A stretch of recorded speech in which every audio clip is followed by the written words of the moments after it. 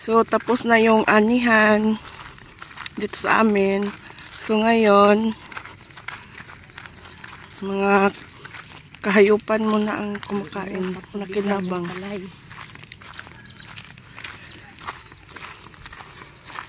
Punta lang kami sa bahay ng lula ko. Maghatid ako ng gamot niya. Traktor. Traktor. Yan yung ginagamit namin pang traktor.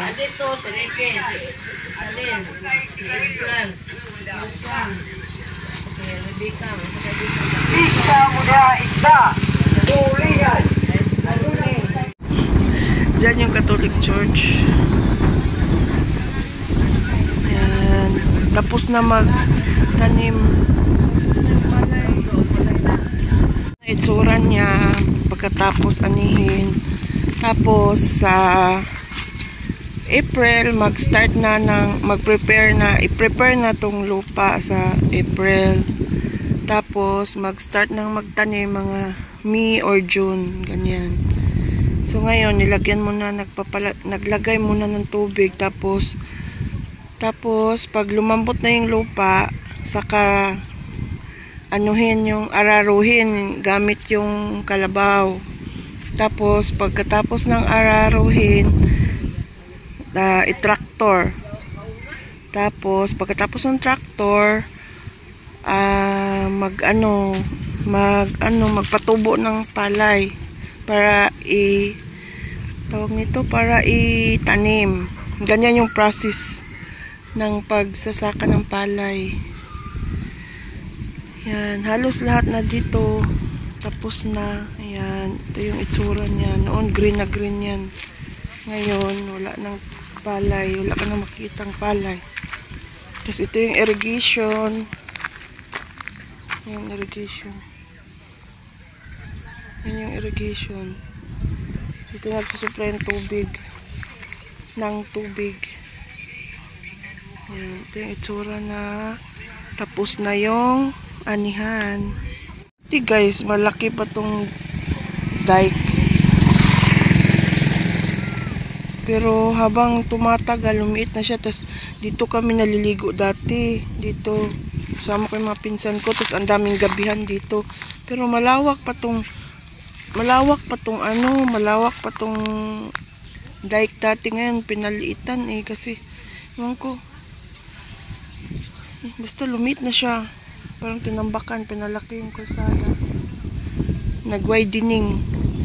Yan, lumit na siya. Dito kami dati naliligo.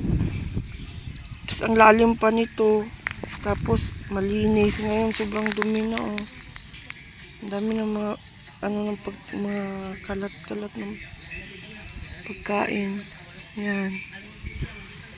So ito na yung itsura niya pag walang tanim. Tapos pag nagtanim na, mag-video naman ako. Pakita ko sa inyo.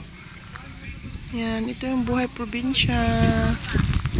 Tapos itong yung lugar namin, kung napapasin nyo, napapalibutan kami ng bundok.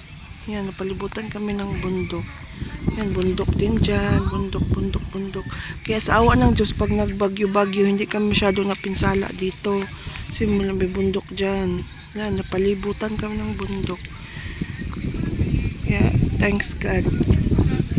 Sobrang tahimik dito pag mga tao dito. Pag mga 6, natutulog na, 6:30. Yung iba naman, nagtanim ng munggo yan, munggo. Kapitbahay namin to. May tumutubo na mangga. May bunga ng mangga. Mga flower na. Maakyat kami dati dito. Ang daming bunga. Pinutulan na kasi. Yan. Kalabaw na ang nakikinabang.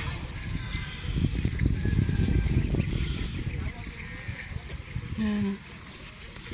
Ito yung buhay probinsya. Hala, marami ng mangga doon. Mangga China yun doon. May mga mangga na sa tito ko yan. Manghingi tayo dyan. Ala, ang laki. Yung mangga na mangga China, ang laki niyan. Malalaki siya, parang papaya. Tapos pag hinog, ang tamis. Parang papaya. Puntahan natin yan minsan. Punta tayo dyan. Yan, may mga bunga na. Yung park sa probinsya. Nanguha pala kami ng ng buko. Hindi ko nabidyuhan. Kumain kami ng buko, tapos lagyan ng nilagyan ng gatas at biskwit.